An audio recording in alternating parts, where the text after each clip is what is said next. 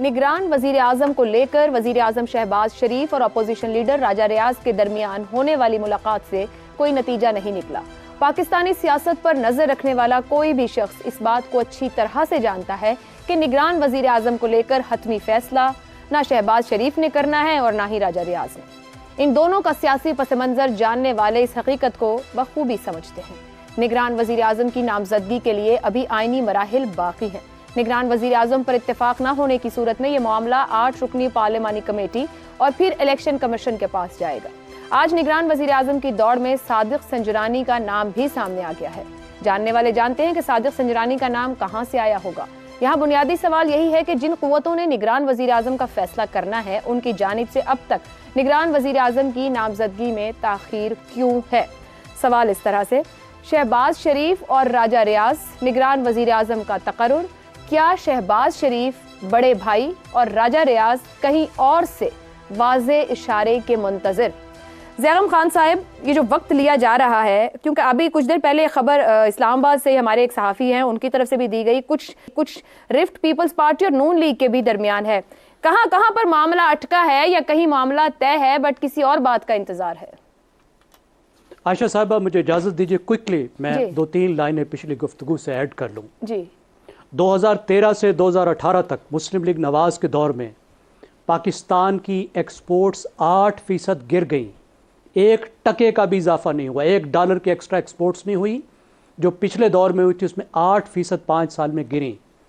पाकिस्तान की इंपोर्ट्स 42% बढ़ गई, 42% जो है वो बढ़ गई। आप अंदाज़ा लगा ले ट्रेड डेफिसिट का क्या हुआ। वाहिद चीज़ जिसने हमें बचाया और जो 25वीं करते रहते हैं वो चीन के डॉलर थे जिन्हें हमने मिसयूज़ करके खा लिया, उस डेफिसिट को कवर करने के लिए 4 साल। दूसरी बात, इफ्तिखार साहब ने मसले का हल भी बता दिया, मैं इत्तफाक करता हूँ। जो मसले के हल हैं उनमें बहुत बड़ा हल लोकल गवर्नमेंट है। किसने इनको लोकल गवर्नमेंट से रोका है? 2013 में मुस्लिम लीग नवाज ने आते ही पहला काम ये किया कि तमाम लोकल गवर्नमेंट्स को डिज़ाल्व कर दिया और साल हा साल दोबारा इलेक्शन नहीं कराए। इनकी कोई नीयत नहीं है अवाम को मुक़्तदर करने की, क्योंकि जिस तरीके से इन्होंने जो सिस्टम बनाया हुआ है उसको चैलेंज आएगा। इस्टेब्लिशमेंट के इल्ज़ाम, उनके गुनाह उनके खातों में डालें और इनके गुनाह इनके खातों में डालें। ये भी एलीट ग्रुप है। ट्रू। अब आते हैं, एक मिनट, मैं यही कहना चाह रहा था, लेकिन यहाँ पे इतना शोर मचाया गया मेरे इस मौक़िफ़ के बारे में कि आपने मेरे पॉइंट ऑफ व्यू को बड़ा क्लियरली बता दिया। मैं आपका शुक्रगुजार हूँ। चलें जी, ज़ैगम साहब प्लीज। आप हमारे उस्ताद हैं इफ्तिखार साहब, आप पुराने कहें, हम सब के उस्ताद हैं, बहुत शुक्रिया। देखिए, जो मुस्लिम साउथ एशिया है, जिसका हम हिस्सा रहे हैं, हम अपने आबाओ अजदाद की मैं बात कर रहा हूँ, जिसका 1000 साल था, उसको कहते हैं ऐद फ़ारसी। एक बहुत मशहूर तारीखदान है, साउथ एशिया पे एक्सपर्टीज़ है, रिचर्ड ईटन, उसने ये नाम दिया पर्शियनेट एज, जिसमें जो मुस्लिम्स थे इस दौर के, वो फ़ारसी उनका ओढ़ा बिछोना थी। उस वक्त जब उनको कुछ इस तरह की हमारे बुज़ुर्गों को मुश्किल दरपेश आती थी तो वो किताब का सहारा लेते थे, उस किताब से फ़ाल निकालते थे, और वो किताब थी दीवान हाफिज़। मैं हाफिज़ शिराज़ी की बात कर रहा हूँ, कोई गलत फहमी ना हो जाए। तो वो दीवान हाफिज़ से फ़ाल निकाल कर जो फ़ाल निकलती थी उसके मुताबिक वो फ़ैसला कर लिया करते थे। ठीक। तो तोता फ़ाल तो पाकिस्तान में 70 साल से चल रही है। मुझे यकीन है कि इस दफ़ा दीवान हाफिज़ की जो फ़ाल है वो चलेगी। सिर्फ एक ख़बर अलबत्ता ज़रूर है जो पढ़ रहे हैं हम बार बार, कि बड़े मियाँ साहब ये फरमा रहे हैं कि हमारे घर में सब अल्लाह ने ओहदे दिए, एक निगरान वज़ीर आज़म का ओहदा नहीं दिया। ओहो, ये भी अगर हमारे घर में आ जाए तो कितनी अच्छी बात है, कितना अच्छा नेक शगुन है। पहलवान तो हम पैदा करते ही हैं, अब रेफरी भी अगर हम खुद बन जाएं तो कितनी ज़बरदस्त बात है। और बड़ा उस पर इसरार है उनका। बड़े बड़े तज्जिया निगार ये कह रहे हैं कि शायद जो वो कह रहे हैं अभी भी वही कुछ हो जाए, अभी भी हो जाए, उन्हीं के ख़ानदान में से ही कोई निगरान वज़ीर आज़म भी आ जाए। सही। तो मुझे नहीं लगता कि खाकी लिफाफे में वो नाम आएगा जो शायद उनके दिल में है। शायद कोई टेक्नोक्रेट ही आएगा, शायद कोई टेक्नोक्रेट ही आएगा। लेकिन मुनीब साहब, जब आर्मी चीफ की तैनाती हुई तो फैसला कहां से हुआ था हर कोई जानता है, और अगर ऐसा था तो क्या अब की बार बात सुनी नहीं जा रही, क्योंकि इसरार तो वही है।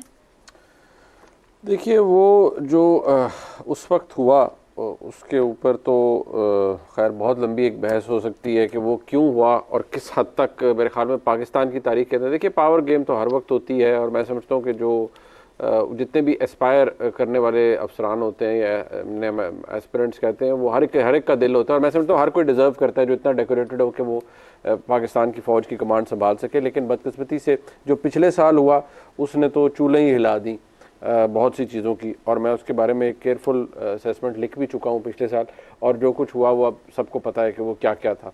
बड़ी, मैं सिर्फ उस बात को इस पर ख़त्म करूँगा कि बड़ी ऑनरेबल लोगों ने ये सोच लिया था कि वो कुछ ऐसा करेंगे जो नहायत ही डिसऑनरेबल होगा, और उसके शवाहिद अब पाकिस्तान की फ़ौज के सरबराह के पास और पूरी फ़ौज के पास हैं कि वो क्या हो रहा था। अब मसला ये है कि इस वक्त केयर टेकर वाला जो मामला है, देखिए ये बात तो हमें शायद मेरे ख्याल में, मैं इसको बहस तलब अब इसलिए नहीं समझता कि हमने जब एक्सेप्ट कर लिया है कि पाकिस्तान के अंदर, कम से कम मैंने तो किया हुआ है वैसे तक पाकिस्तानी, कि स्टेक भी है उनका, उनकी से भी है और उनकी इंपॉर्टेंस भी है, तो एस्टैब्लिशमेंट की मर्जी तो हर चीज़ के अंदर शामिल रहेगी। अब ये केयर टेकर वाला मामला जो है, तो जो आइन के अंदर लिखा है वो तो लीडर ऑफ द ऑपोजिशन और लीडर ऑफ द हाउस की है, लेकिन राजा रियाज साहब, मुझे राजा रियाज साहब की ज़ात से कोई, मैं बार बार ये कहता हूँ कि वो बड़े अच्छे शरीफ और नफ्स इंसान हैं। आपके ख्याल में कोई मुनासिब नाम लेकर गए होंगे वज़ीर आज़म? मतलब वो उनको जाहिर बात है मुनासिब नाम भी वो लेके गए होंगे, लेकिन प्रॉब्लम कहाँ आ रहा है जो मैं समझ सका हूँ अब तक, वो ये कि पीपल्स पार्टी PMLN इस वक्त उनमें शदीद एतमाद का फुकदान इसलिए है कि हर कोई अपनी इस टर्फ को बड़े जेलसली गार्ड करना चाहता है। वो ये सिक्योर करना चाहते हैं कि भाई ऐसी कोई एनवायरनमेंट पैदा ना हो जिसमें मार्जिन किसी दूसरे के लिए खुल जाए, या फिर ऐसा खुल जाए कि इंतखाबात के अंदर कोई डिले आ जाए। ये कहना बड़ा मुश्किल है या होना बड़ा मुश्किल है कि इनडेफिनिट पीरियड के लिए डिले आ जाए, लिहाजा हर कोई अपना कंट्रोल रखना चाहता है हालात और मामलात के ऊपर। देखिए, केयर टेकर प्राइम मिनिस्टर का role for that matter, election commission ने इलेक्शन करवाने हैं, केयर टेकर प्राइम मिनिस्टर ने सिर्फ डे टू डे अफेयर देखने और वहां तक लेके जाना है मामलात को। लेकिन प्रॉब्लम यह है कि अब वो ट्रस्ट डेफिसिट भी का भी प्रॉब्लम है, एस्टैब्लिशमेंट इटसेल्फ उसकी अहमियत और उसकी जो सालमियत है उससे कोई डिसएग्री नहीं कर सकता। तो प्रॉब्लम यहाँ एग्जिस्ट कर रहा है कि राजा रियाज साहब के जो नॉमिनीज हैं वो क्या सिर्फ राजा रियाज साहब के या उनके साथ जो अपोजिशन में बैठे हुए 15-20 लोग हैं उनके हैं, या उनके साथ उनके पास जो नाम है उनमें से कोई भी उनका नहीं है और सारे नाम कहीं और से उन्हें दिए गए हैं। और जो फिर पीपल्स पार्टी और मुस्लिम लीग नून के नाम है उनमें भी मुझे जो लास्ट असेसमेंट है मेरी, मैं गलत हो सकता हूँ, लेकिन आपस में उनका एग्रीमेंट नहीं है। ये बात फैक्ट है कि मियां नवाज शरीफ साहब की अपनी सोच है इस हवाले से और जरदारी साहब की अपनी सोच है, ठीक है, उसमें बहुत रिफ्ट नहीं हम कहेंगे, लेकिन डिसएग्रीमेंट का लफ्ज़ ज़रूर इस्तेमाल हम कर सकते हैं। दूसरी साइड का पे दबाव नज़र आता है कि राजा रियाज साहब के नॉमिनीज़ जो हैं शायद वही उनको रखा जाएगा, क्योंकि खबर तब बनेगी जब ये 3 दिन वाला जो पीरियड है लीडर ऑफ द हाउस और प्राइम मिनिस्टर वाला ये गुजरेगा और मामला पार्लिमानी कमेटियों में जाएगा। इससे लगेगा ये कि कम अज़ कम ये बात तो एस्टैब्लिश होगी कि there is a disagreement between the two sides. पार्लिमानी कमेटियां क्या करती हैं वो फिर आने वाला वक्त बताएगा। ठीक है, अब सर साहब आपकी जानिब आऊंगी। ज़ैगम साहब ने एक बात की कि एक इसरार है जो वहीं पर मौजूद है। आज एक नेम आया जब राजा रियाज साहब मिले, वो सादिक संजरानी का था कि वो भी निगरान वजीर आजम की दौड़ में शामिल हो गए। क्या सियासतदान, जब सियासतदान इन्वर्टेड कॉमास में है, सियासतदान वजीर आजम का मुतालबा तस्लीम हो जाएगा, नहीं हो पाएगा? इन्वर्टेड कॉमा से क्या मुराद है? मतलब है इनका फोकस है ना सियासतदान, तो आज एक नाम सादिक संजरानी का आया है। अब वो एक सियासतदान ही है, सेनेट को लीड कर रहे हैं इतने सालों से। नहीं, लेकिन वो टेक्नोक्रेट नहीं है ना, सियासतदान तो है ना। टेक्नोक्रेट भी होगा, सियासतदान भी होगा। अच्छा, दोनों इकट्ठी हैं जिस तरह के, वो आपको पता है, मुझे भी पता है। हाँ जी, बिल्कुल इकट्ठी जी, हाँ इकट्ठी जिसमें ये क्वालिटीज तो वो फिर वो घर वाली बात है जो ज़ैगम साहब कह रहे हैं, जहां वो कह रहे हैं कि इसरार है कि घर में ये कोहदा नहीं आया, ये भी आना चाहिए। ज़ैगम साहब की बात पे ना मुझसे कमेंट लें, आप हमारी लड़ाई ना करवाएं और ना करें लड़ाई। आप कोई बच्चे हैं कि लड़ाई करें? हाँ, मैं नहीं, आपकी ये इफ्तिखार है, मैं सब बच्चे हैं जो लड़ाई कर रहे हैं। कमाल करती हैं आप, किनको बच्चा बना रही हैं आप? देखें, इशू ये है, मैं उनकी बात का जवाब नहीं दे रहा, लेकिन मैं एक और बात मैं सोच रहा था सब कुछ सुनते हुए कि हम जो तजियाकार नुमा लोग हैं ना, हम सोचते बहुत ज़्यादा है। हमें इतना नहीं सोचना चाहिए। इतनी ओवर थिंकिंग जो है वो मेंटल हेल्थ के लिए भी नहीं अच्छी होती, फिजिकल हेल्थ के लिए भी नहीं अच्छी होती। ये इतना बड़ा मसला है ही नहीं केयर टेकर प्राइम मिनिस्टर का। केयर टेकर प्राइम मिनिस्टर ने करना क्या है, क्या मतलब वो उसने या तोप चला देनी है या न्यूट्रलिटी कौन सी आपको चाहिए उससे जो आप मांग रहे हैं।